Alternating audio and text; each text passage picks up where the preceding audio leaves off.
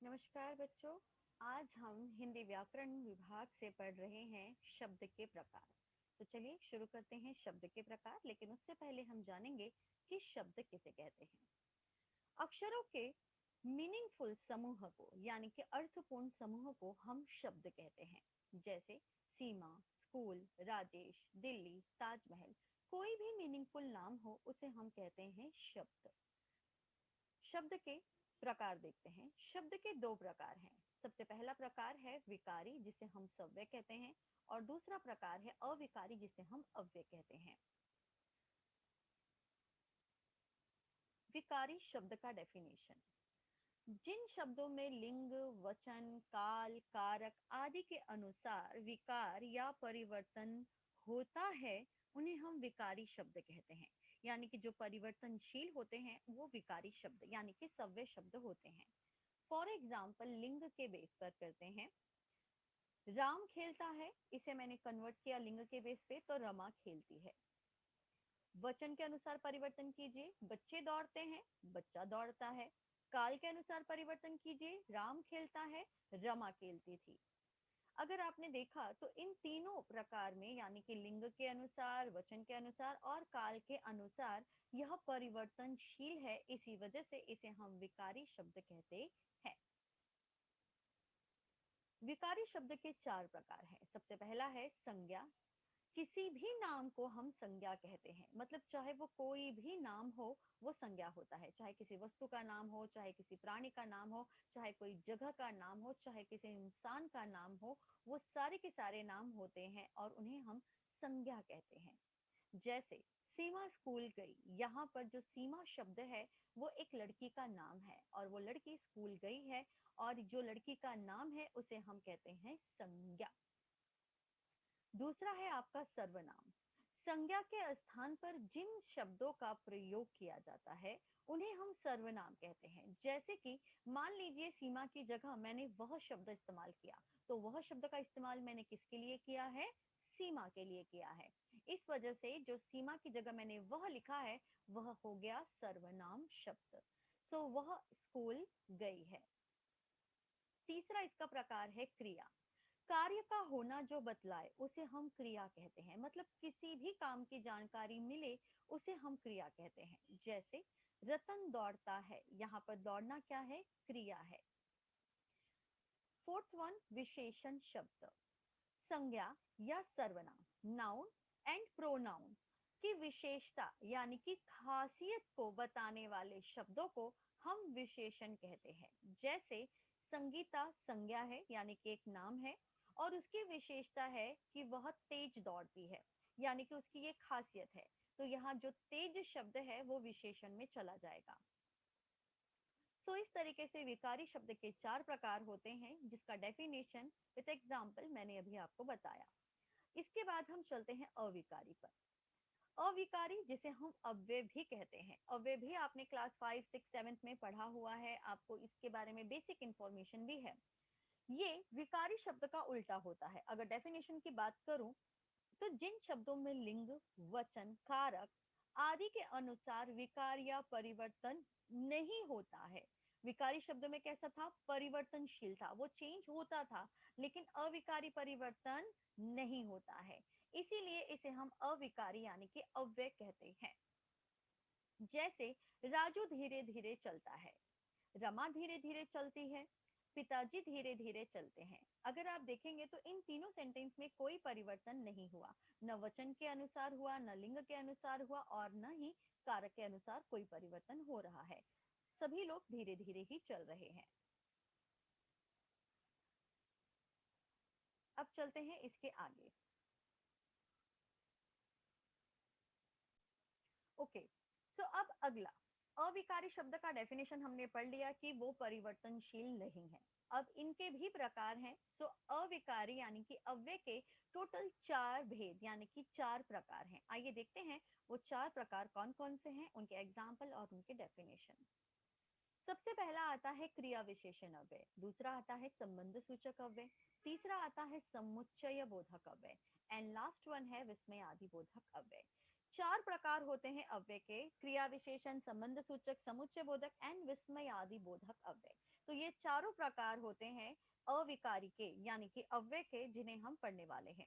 तो सबसे पहला प्रकार है आपका क्रिया विशेषण अव्यय। क्रिया विशेषण अव्यय का डेफिनेशन है कि क्रिया की विशेषता बताने वाले शब्द को हम क्रिया विशेषण अव्यय कहते हैं।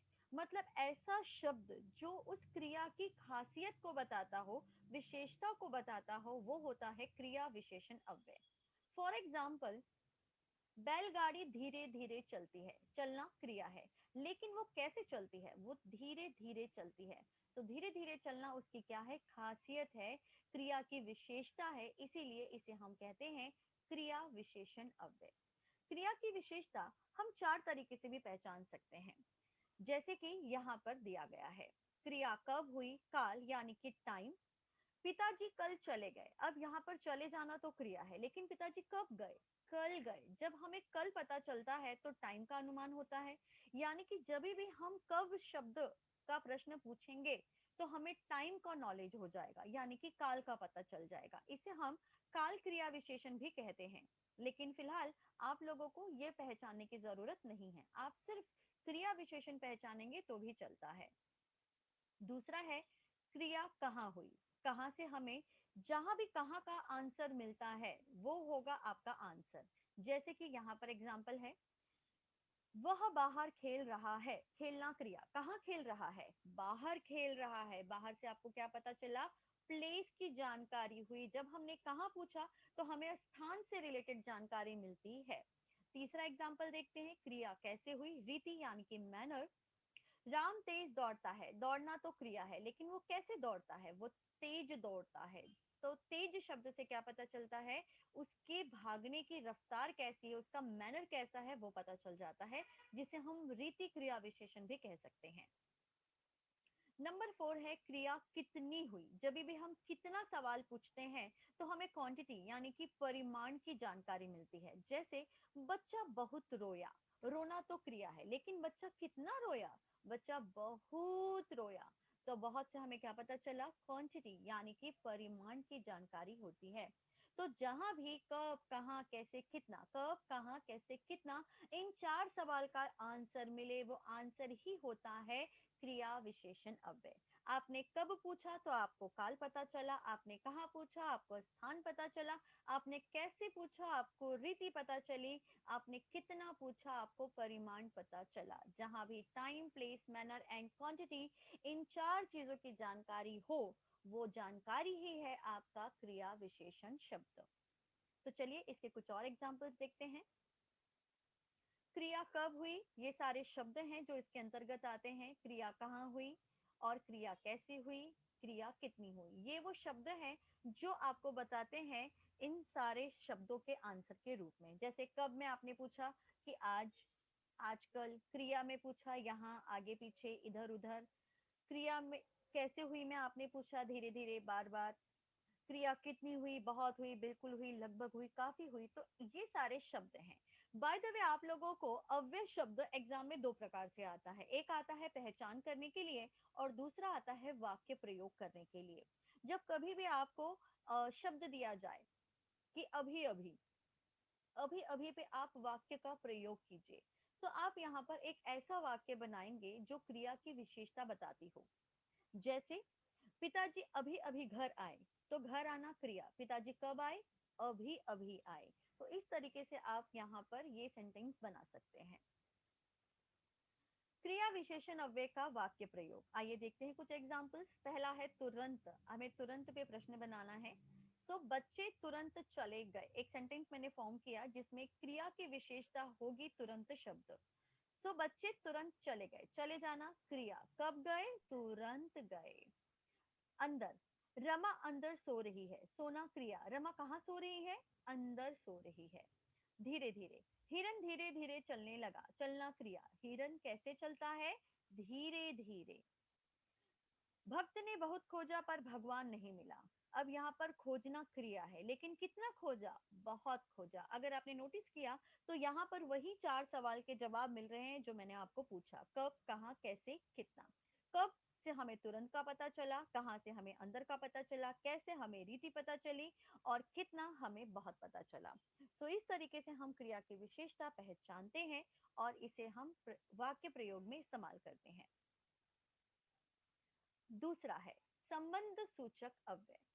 जिस अव्यय के द्वारा संज्ञा या सर्वनाम का संबंध वाक्य के दूसरे शब्दों के साथ सूचित होता है उसे संबंध सूचक अव्यय कहते हैं। मतलब ऐसा शब्द जिसका कनेक्शन संज्ञा या सर्वनाम के दूसरे संज्ञा या सर्वनाम से होता हो उसे ही हम संबंध सूचक कहते हैं। आई नो कि डेफिनेशन थोड़ा सा आपको कंफ्यूज करेगा, बट डोंट वरी, इसका एक बहुत ही इजी एंड शॉर्टकट तरीका है जिसे हमें इजीली पहचान सकते हैं कि संबंध सूचक क्या होता है।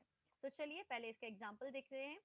राधा पेड़ के पास खड़ी है। अब वो पेड़ के पास खड़ी है, उसे खड़े रहने दीजिए, हम आगे चलते हैं। ये है वो खास शॉर्टकट तरीका। अगर आपने इसे एक बार अच्छे से रट लिया यानी कि पढ़ लिया तो आपको बिल्कुल भी प्रॉब्लम नहीं होगी संबंध सूचक में। क्यों, बताती हूँ। कहा जाता है कि हमेशा प्राय संबंध सूचक अव्यय शब्द के पहले काकी के रारी रे नानी ने से ऐसी विभक्ति प्रत्यय लगी होती है।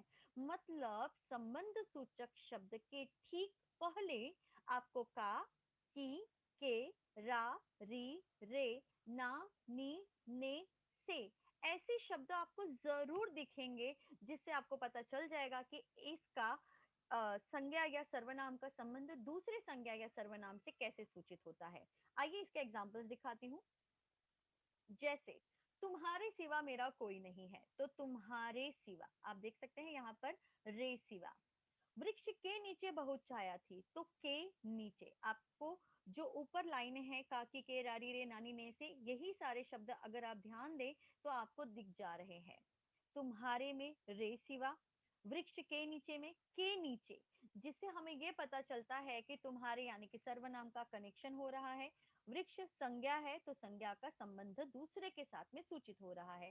तो इस तरीके से एक दूसरे के साथ में ये संबंध स्थापित कर लेते हैं, कनेक्शन होता है आपस में, ऐसे शब्दों को हम संबंध सूचक अव्यय कहते हैं।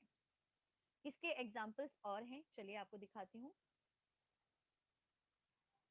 जैसे कि ये सारे के सारे शब्द हैं, बट इतना याद रखिएगा इन सारे शब्दों के आगे लगा होगा क्या, काकी के रारी रे नानी ने से, काकी के रारी रे नानी ने से, ये लगा ही होगा 100%। क्यों? क्योंकि कुछ ऐसे भी शब्द हैं जो क्रिया विशेषण में भी आते हैं, लेकिन अगर काकी के लग जाए तो ये क्लियर हो जाता है कि वह संज्ञा या सर्वनाम का संबंध दूसरे शब्दों के साथ सूचित करता है। तो आगे पीछे यहाँ बीच अंदर बाहर द्वारा कारण सिवा समान साथ और बराबर तरफ, ये वो सारे के सारे शब्द हैं। आइए इनके भी कुछ एग्जाम्पल्स हैं। जैसे धन के बिना कोई नहीं पूछता है, तो के बिना। गर्मी के कारण बुरा हाल है, तो के कारण। तुम्हारे सिवा मेरा कोई नहीं है, तो रे सिवा। वृक्ष के नीचे बहुत छाया थी, तो के नीचे। तो इस तरीके से हम ये सारे के सारे वाक्य पहचानते हैं। आइए इनका वाक्य प्रयोग भी देख लेते हैं कैसे किया जाता है, क्योंकि संबंध सूचक और बाकी सारे जो प्रकार हैं उनके आप लोगों को प्रकार भी पूछते हैं। चलिए संबंध सूचक अव्यय के वाक्य प्रयोग देख लेते हैं, यानी कि आपको शब्द दिया जाएगा और उन शब्दों के ऊपर आपको सेंटेंस बनाना है। तो चलिए हम भी सेंटेंस बनाने की कोशिश करते हैं। बाहर। अब यहाँ पर आपको इतना याद रखना है कि अगर आपने संबंध सूचक शब्द का प्रयोग करना है यानी कि संबंध सूचक सेंटेंस बनानी है तो उसके आगे, उस शब्द के आगे, जैसे कि बाहर शब्द है तो बाहर शब्द के आगे आपके शब्द के आगे काकी के रारी रे नानी ने से शब्द लगा हो, इसकी जरा आपको विशेष जानकारी रखनी है। जैसे घर के बाहर उपवन है, तो के बाहर। सिवा, तुम्हारी सिवा यह काम और कौन करेगा, तो रे सिवा। कारण, बेरोजगारी के कारण गरीबी बढ़ती है, तो के कारण। पहले, भोजन के पहले हाथ मुंह धोना चाहिए, तो के पहले। अगर आपने देखा तो यहाँ पर मैंने वापस से जो रेड लाइन है यानी कि जो रेड कलर है वो आपका प्रत्यय शब्द है, और ब्लू लाइन जो है यानी कि जो ब्लू वर्ड को मैंने कलर किया है वो क्या है, आपका शब्द है। एक चीज आपको ध्यान देनी है कि कभी भी जब हम ग्रामर अटेंड करते हैं एग्जाम में, तो ग्रामर हमेशा question with answer with presentation होना चाहिए। और प्रेजेंटेशन के लिए बहुत जरूरी है कि जो सेंटेंस आपने बनाया है, उस सेंटेंस में जहां भी आपका यह शब्द आया हो, यानी कि जो प्रश्न का शब्द है, जहां भी आए उसे अंडरलाइन जरूर कीजिएगा। तो इसके तीसरे प्रकार को देखते हैं, जिसका नाम है समुच्चय बोधक अव्यय। दो शब्द या दो वाक्य को जोड़ने वाले अव्यय शब्द को हम समुच्चय बोधक अव्यय कहते हैं। ये काफी आसान होता है, पहचानना बहुत आसान होता है। दो शब्द या दो वाक्य को हम इसमें जोड़ने का काम करते हैं। जैसे कि यहाँ पर है, तुम पढ़ाई करो अथवा खेलने जाओ। पढ़ना और खेलना दो अलग अलग काम है, दोनों को जोड़ा है अथवा शब्द से।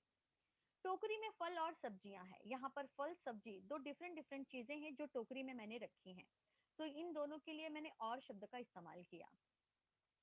परिश्रम करोगे तो अवश्य अच्छे अंक प्राप्त करोगे। अब यहाँ पर परिश्रम करना और अच्छे अंक प्राप्त करना, इन दोनों वाक्यों को जोड़ने का काम मैंने कराया है तो शब्द से।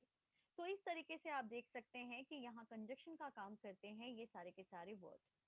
वह पाठशाला आया परंतु पुस्तकें नहीं लाया। पाठशाला आया लेकिन पुस्तक लाना भूल गया, तो यहाँ पर परंतु से मैंने इन दोनों वाक्यों को जोड़ दिया। तो जहां भी दो शब्द दो वाक्यों से दो शब्द या दो वाक्यों को जोड़ा जाता है, ऐसे जोड़ने वाले शब्द ही समुच्चय बोधक शब्द होते हैं। तो चलिए इनके भी कुछ एग्जाम्पल्स दिखाती हूँ। जैसे कि यहाँ है और, तथा, अथवा, एवं, या, अगर, मगर, यदि तो, अगर तो। इतना याद रखिएगा, यदि तो अगर तो हमेशा साथ में आएगा, कभी भी ये अलग नहीं होता। यदि तुमने खाना खाया तो मैं भी खाना खाऊंगी। अगर तुम पढ़ोगे तो मैं भी पढ़ूंगी। तो इस तरीके से ये एक ही सेंटेंस में दोनों आना चाहिए। अगला है किंतु, परंतु, लेकिन, बल्कि और की। सबसे इंपॉर्टेंट है छोटा की। अधिकतर गलती होती है हमारी छोटे की और बड़ी की को लेकर। जो छोटी की है वो हमेशा दो वाक्यों के बीच में लगता है। साथ ही साथ किसी के कहे हुए सेंटेंस को जब हम जस का तस कहते हैं, तो भी छोटे की का इस्तेमाल होता है। जैसे गांधी जी ने कहा कि, ठीक है, तुम आंदोलन के लिए किसी भी आंदोलन का नाम ले सकते हैं कि भाई नमक सत्याग्रह करेंगे, या गांधी जी ने कहा कि हिंदी मातृभाषा होनी चाहिए। माँ ने कहा कि मोहन घर चल। तो ये सारे शब्द अगर आप देखें तो कंप्लीट सेंटेंस है, और दो कंप्लीट सेंटेंस के बीच में आता है छोटा की। और बड़ा की कब आता है? किसी भी संज्ञा या सर्वनाम के बाद आपको बड़ा की दिखेगा। जैसे कि राम की माने, ठीक है, तो राम की, राम क्या है? संज्ञा शब्द है, तो राम की, तो वहां पर बड़ा की आएगा। लेकिन अगर मैं कहूं कि राम की माँ ने कहा कि घर चल, तो राम की माँ ने कहा, मतलब राम क्या है? संज्ञा शब्द है, और उसके आगे मैंने क्या लगाया? बड़ा की लगाया। अब उनकी माँ ने कहा कि, तो ये कौन सा की आ गया? छोटा की आ गया। तो ये आपको ध्यान देना है। ओके, आइए इसके एग्जाम्पल्स देख लेते हैं। सबसे पहला, वह इमारत ढह गई क्योंकि उसकी नींव कच्ची थी। यहाँ पर दो कंप्लीट सेंटेंस को जोड़ा है क्योंकि शब्द ने। भगवान ने तुम्हें भी बुद्धि दी है लेकिन तुम इसका उपयोग नहीं करते हैं। सही बात है, भगवान ने बहुत दिमाग दिया है लेकिन इस्तेमाल करना हम भूल जाते हैं। तो लेकिन शब्द क्या कर रहा है? इन दो वाक्यों को जोड़ रहा है। और लेते हैं, राम और लक्ष्मण वन गए। वन यानी कि जंगल चले गए। तो राम और लक्ष्मण दो डिफरेंट पर्सन है, इन दोनों को जोड़ा है और शब्द ने। बच्चे केवल खेलते ही नहीं बल्कि पढ़ते भी हैं। सही बात है, बच्चे खेलते भी हैं और पढ़ते भी हैं। तो एक ही बच्चे के लिए नहीं बल्कि सारे बच्चों के लिए है ये। तो पढ़िए भी और खेलिए भी। लेकिन आपके लिए यहाँ पर बच्चे खेलते ही नहीं बल्कि पढ़ते भी हैं, तो खेलना और पढ़ना दोनों को जोड़ा गया है बल्कि शब्द के साथ में। तो अगर आप देखें तो यहाँ भी आपको कंजक्शन नजर आ जाएगा, क्योंकि, लेकिन और बल्कि। तो इस तरीके से इन्हें हम जोड़ते हैं और इनका वाक्य में प्रयोग भी कर सकते हैं। अगला है आपका विस्मयादि बोधक अव्यय। ये बहुत ही आसान होता है, बहुत ही इजी होता है, इसे इजीली हम फाइंड आउट भी कर लेते हैं। इस पे वाक्य प्रयोग बनाना भी आसान होता है। चलिए इसे देख लेते हैं एक बार। जिन अव्यय शब्दों के द्वारा आश्चर्य, दुख, सुख, नफरत, ये सारे के सारे क्या है? भाव है, फीलिंग है, इमोशन है। कहीं पर हैरानी हो रही है, कहीं पर हमें दुख हो रहा है, कहीं पर हमें सुख प्राप्त हो रहा है, कहीं हमें घृणा यानी कि नफरत नजर आ रही है। तो ऐसे सारे भावों को हम कहते हैं विस्मय आदि के अंतर्गत। तो ऐसे भाव प्रकट करने वाले शब्द ही होते हैं विस्मय आदि बोधक अव्यय शब्द। तो चलिए इसके एग्जाम्पल दिखाती हूँ आपको। जैसे कि यहाँ है, शाबाश तुमने तो कमाल कर दिया। एक चीज और है, विस्मय आदि बोधक शब्द में हमेशा आपको शब्द के बाद ही विस्मय आदि चिन्ह नजर आ जाएगा। एक चीज और है, अधिकतर ज्यादातर आपको विस्मय आदि शब्द जो है वो वाक्य की शुरुआत में ही देखने को मिल जाते हैं। कभी कभी शब्द के आगे कॉमा भी होता है। इसके अलावा एक चीज और ध्यान देनी है, जो शुरुआती शब्द है वो कोई ना कोई भाव प्रकट करने वाला होना चाहिए। जैसे कि आश्चर्य प्रकट हो, दुख प्रकट हो, सुख प्रकट हो, नफरत प्रकट हो, ऐसा कुछ न कुछ भाव उसमें होना चाहिए। तो चलिए वो भाववाचक शब्द और उनके एग्जाम्पल्स दिखा देती हूँ मैं आपको। यहाँ पर बताया गया है एक विशेष नोट आपके लिए, यानी कि खास है, वैसे फिर भी आसान है, पढ़ लेते हैं। यह अव्यय वाक्य के प्रारंभ में आता है जैसा मैंने आपको बताया, और इसके आगे विस्मय आदि चिन्ह या अल्प विराम जिसे हम कॉमा भी कहते हैं वो लगा होता है। ये सारे के सारे जो शब्द हैं वो कोई ना कोई भाव प्रकट करने वाले होते हैं, जैसे कि हाँ, जी हाँ, अच्छा, शाबाश, छी, भला, हाय, आ, ओ, उफ, आहा, अरे, अरे, अजी, हे भगवान, भाई सच, वाह, ओहो। तो ये सारे के सारे शब्द कैसे हैं, भाव व्यक्त करने वाले हैं। आइए इनके एग्जांपल्स देखते हैं। फर्स्ट क्वेश्चन, फर्स्ट सेंटेंस है यहाँ, अरे आप आ गए। अरे क्या है, आश्चर्य है। दूसरा, शाबाश तुमने प्रथम स्थान पाया। यहाँ पर मुझे आनंद प्राप्त हो रहा है कि यस तुमने बहुत अच्छा काम किया और तुम्हें फर्स्ट पोजीशन मिला। थर्ड वन, छी तुम झूठ बोलते हो। यहाँ पर मुझे नफरत प्रकट हुई, ई तुम गलत बोलते हो, तुम झूठे इंसान हो। लास्ट वन, हाय मैं मर गया। यहाँ पर दो तरीके से आप मर सकते हैं, या तो आपने कुछ किया हो और आपकी मम्मी आपको मारने आ रही हो, या तो आपकी मनपसंद चीज आपको मिल गई हो जिसे पाकर आप प्रसन्न होकर कह रहे हो हाय मैं मर गया। तो इस तरीके से ये सारे के सारे भाव प्रकट करने वाले शब्द हैं जो वाक्य की शुरुआत में है, विस्मय आदि चिन्ह और अल्प विराम के साथ में है। तो चलिए इसके कुछ और एग्जाम्पल्स देखते हैं। जैसे कि है, हे भगवान, वाक्य प्रयोग आ सकता है आपको, तो आप वाक्य प्रयोग बनाइएगा, हे भगवान मेरी प्रार्थना सुनो। अंडरलाइन करना मत भूलिएगा। हाँ, हाँ मैं जरूर आऊंगी। इसके अलावा आप कोई और सेंटेंस भी बना सकते हैं जो आपको ठीक लगे। थर्ड वन है आहा। इसे हम बनाएंगे, आहा कितना सुहावना मौसम है, मतलब कितना अच्छा मौसम है, ये एक आनंद प्राप्त हो रहा है। एंड लास्ट वन है उफ, मैं तो तुमसे तंग आ गई। यहाँ पर परेशानी हो रही है मुझे, इसलिए मैंने शब्द निकाला है उफ। तो हे भगवान, हाँ, आहा, अरे, अजी, ये सारे के सारे शब्द कैसे हैं, भाव व्यक्त करने वाले हैं। और ऐसे शब्दों को हम कहते हैं विस्मय आदि बोधक अव्यय। यहाँ पर आपको स्पेलिंग मिस्टेक पे ध्यान देना है, क्योंकि विस्मय आदि की स्पेलिंग अधिकतर बच्चे गलती करते हैं। और एक चीज, उद्गारवाचक मराठी में आता है, हिंदी में नहीं आता है, तो जरा ध्यान दीजिएगा। तो ये थे आपके शब्द भेद के प्रकार, सव्य और अव्यय। यहाँ पर सव्य के 4 प्रकार और अव्यय के भी 4 प्रकार हमने पढ़ लिए हैं। तो आज इतना ही, मिलेंगे अगले लेक्चर में, तब तक के लिए take care, bye bye, enjoy.